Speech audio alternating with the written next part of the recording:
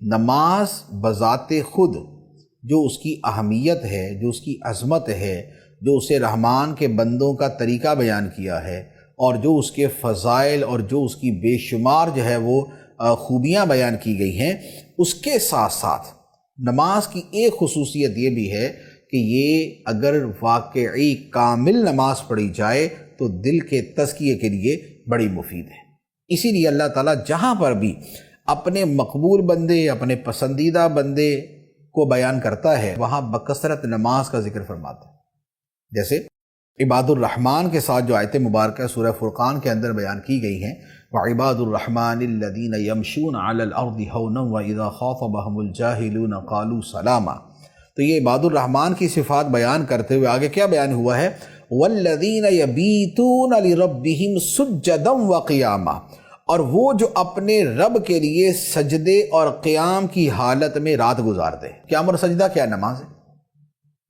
تو جہاں محبوبان خدا کا ذکر ہے وہاں پر آپ کو نماز کا ذکر ضرور ملے گا۔ اس کا مطلب یہ ہوا کہ جو خدا کے پسندیدہ بندوں کو جو ایک کردار ملتا ہے اور جو ان کو فضائل ملتے ہیں، اس میں نماز ایک بہت بڑا محرک اور مؤثر عمل ہوتا ہے کہ جس کے ذریعے یہ سارے کا سارا سلسلہ چل رہا ہوتا ہے۔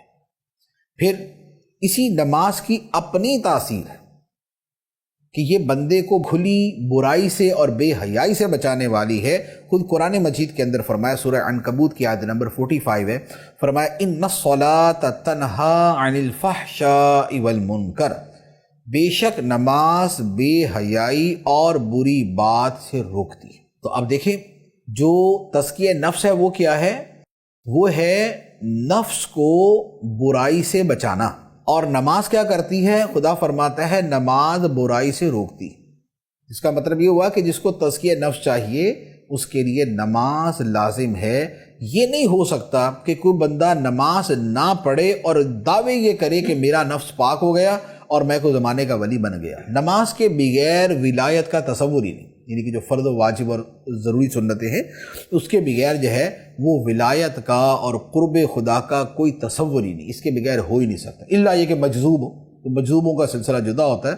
لیکن ہوش و حواس سلامت ہے تو نماز جو ہے وہ فرض، جو واجب سو واجب، جو سنت موقدہ سو سنت موقدہ، ان کے بغیر کسی کا اللہ کا قرب پانا یا اس کا ولی بننا یہ پاسبل نہیں۔ اچھا اب یہ ہے کہ بھئی ہم تو بہت سارے نمازی دیکھتے ہیں بد اخلاق، ہم تو بہت سارے نمازی دیکھتے ہیں جن کا کردار بھی دیگر جگہوں پہ اچھا نہیں ہوتا۔ اسی طرح کاروبار کے اندر بہت سارے جو ہے نا وہ غلط کاریاں کرنے والے موجود ہوتے ہیں۔ تو بھئی نماز تو ہے لیکن تزکیہ نفس تو کہیں بھی نہیں، نماز تو ہے لیکن یہ ساری برائیاں تو موجود ہیں۔ تو بات یہ ہے کہ جب یہ کہا جائے نا کہ نماز برائی سے روکتی ہے، نماز سے دل پاک ہوتا ہے، تو اس سے نماز وہ نماز ہے جو نبی پاک صلی اللہ علیہ وسلم نے ادا فرمائی۔ وہ نماز کہ جس کی شروع کا پتہ ہے، اختتام کا پتہ ہے اور درمیان کا پتہ ہی نہیں کہ امام صاحب نے کیا پڑھا اور ہم نے کیا پڑھا، انہوں نے کیا پڑھا اور ہم نے کیا سنا، اور نماز کے اندر ہم یہاں تھے یا کہاں کہیں اور تھے۔ یہ والی جو غفلت کی نماز ہے یہ وہ اثر نہیں رکھتی۔